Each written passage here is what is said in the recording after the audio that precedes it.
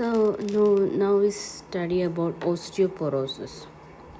So osteoporosis is actually diseases because of the bone quality, and in this disease there is a decrease in osteometrics and there is a decrease in mineral phase. So there is actually the decrease in bone mineral density, and in the peak bone mass there is decrease.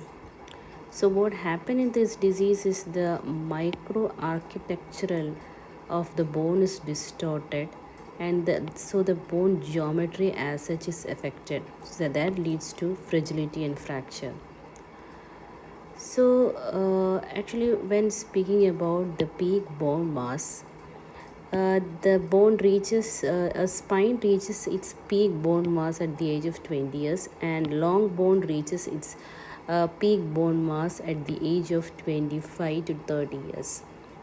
So when talking about the tendency to get fractures, it is seen that the incidence of vertebral fracture is more than hip fracture, which is more than distal radius fracture. So when addressing the age, those people who have below 70 years, they have more tendency for vertebral fractures.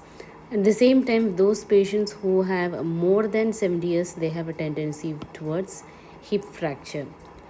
So the distal forearm fracture, if there is a fracture in the distal forearm, then it is the early and sensitive marker for bone fragility in the case of male.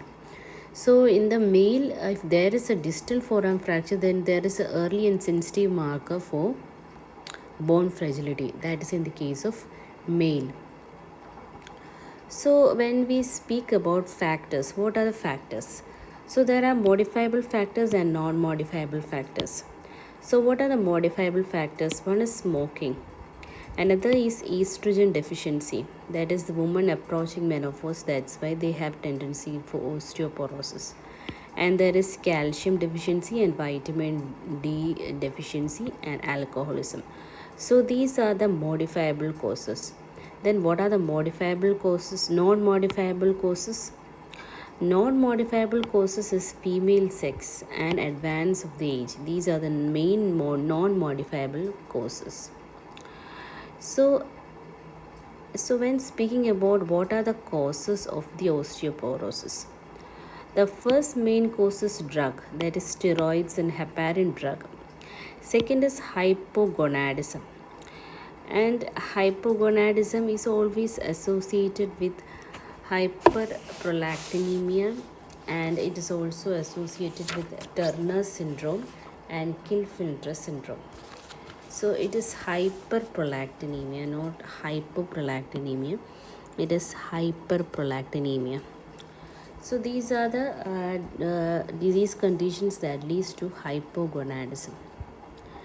Another factor is that the endocrine causes, that is increased parathyroid hormone, thyrotoxicosis, Addison's disease, and diabetic mellitus and Cushing's syndrome. These are all endocrine causes that can lead to osteoporosis. And what are the rheumatoid causes? Or rheumatoid arthritis and ankylosing spondylitis. These are another causes for the occurrence of osteoporosis.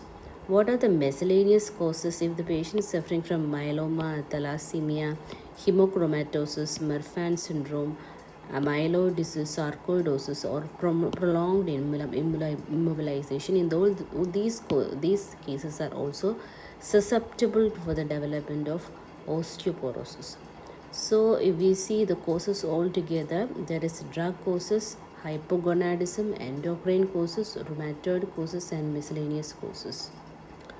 So in short, what happened is that peak bone mass is decreased, osteoclastic activity is increased, and osteoblastic activity is decreased.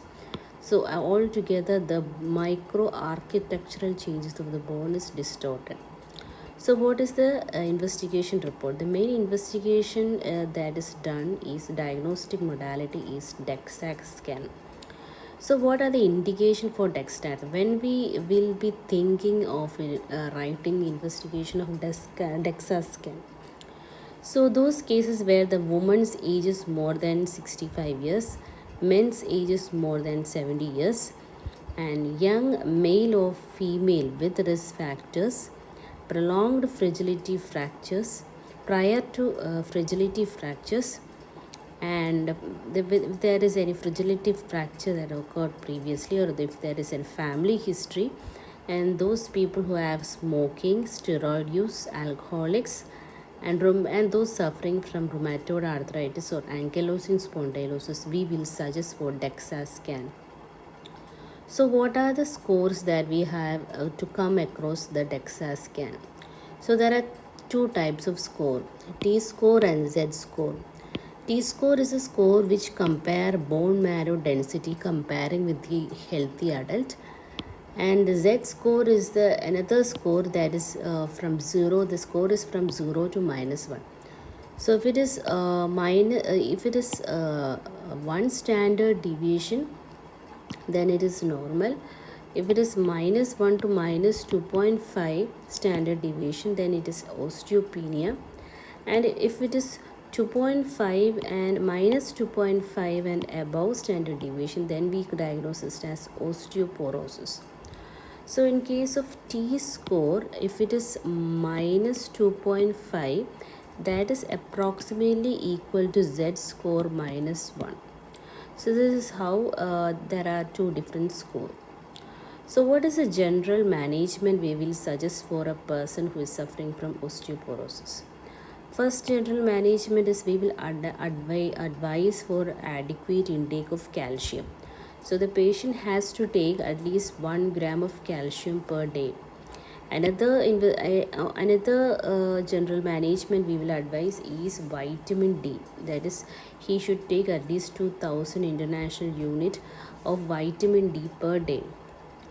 Then we will ask the patient for smoking cessation, exercise, and stop alcoholism.